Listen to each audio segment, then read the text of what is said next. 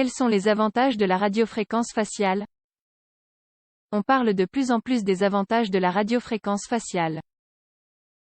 Ce n'est pas une technique totalement nouvelle, mais son utilisation a été perfectionnée.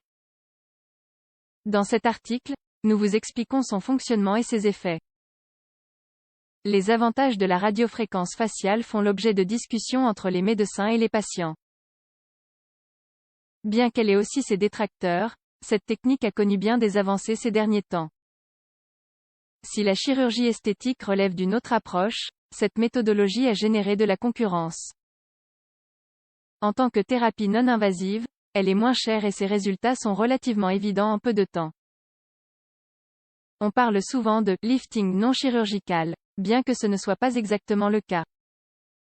Contrairement à la chirurgie, elle ne fait pas appel à l'anesthésie et n'implique pas les effets indésirables attendus d'une intervention majeure. La base est l'utilisation de l'énergie sous forme de chaleur. Les appareils de radiofréquence pour le visage émettent une énergie qui pénètre dans le derme pour stimuler la production et la régénération du collagène.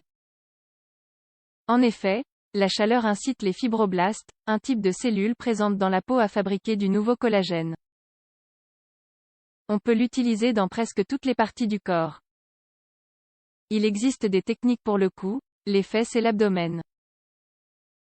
Les avantages de la radiofréquence sont perceptibles dans son application sur le visage.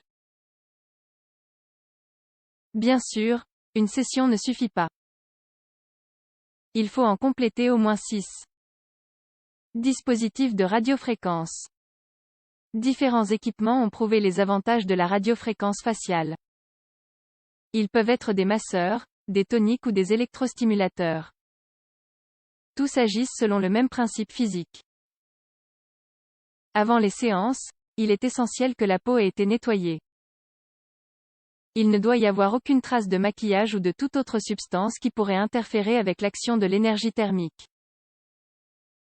Sur la peau à traiter, on répand un gel conducteur. C'est-à-dire une substance qui permet à l'énergie de passer plus facilement. Le dispositif se positionne sur le gel et on effectue de légers mouvements une fois celui-ci allumé. Parfois, la radiofréquence faciale est combinée à l'acide hyaluronique, afin d'en accroître les bienfaits. Quoi qu'il en soit, ce n'est pas la manière la plus courante de le faire. 3 systèmes de radiofréquence sont utilisés. Monopolaire, c'est une application qui cible le tissu adipeux présent dans les couches profondes du derme bipolaire. Il agit sur les couches superficielles de la peau tripolaire. La combinaison des fonctions monopolaires et bipolaires stimule la production de collagène et d'élastine, ainsi que l'élimination de la graisse. Il est aujourd'hui recommandé pour son efficacité. Effets néfastes et contre-indications. Les effets néfastes de la radiofréquence faciale sont liés à la chaleur transmise à la peau. Ce n'est pas une technique douloureuse, mais elle peut faire gonfler le derme et l'irriter. Dans les cas les plus extrêmes, des ecchymoses se forment puis disparaissent, bien que ce ne soit pas habituel.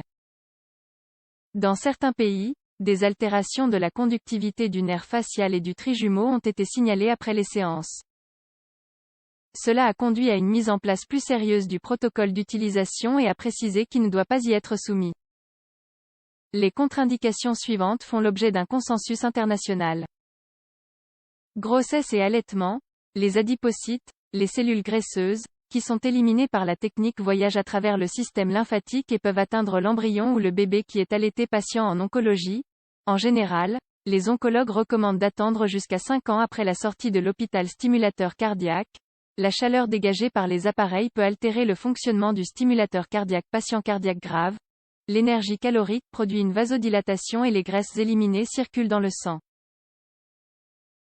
Ces deux situations sont contre-productives pour un patient cardiaque.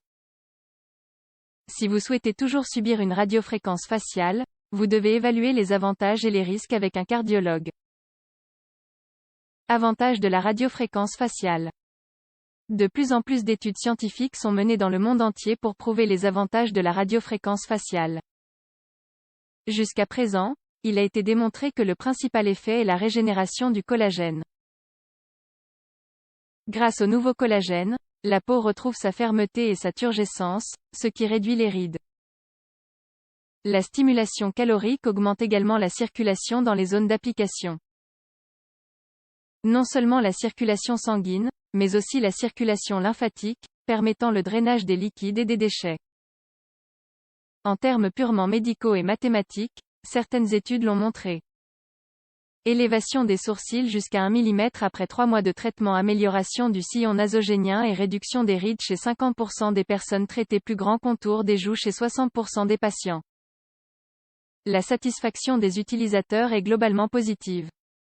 En général, ceux qui ont fait des séances de radiofréquence faciale comprennent qu'elles ont eu des effets bénéfiques. Dans tous les cas, il est important de consulter un médecin avant de commencer et, lorsque l'on subit la technique, de s'assurer qu'elle est effectuée par des professionnels du domaine.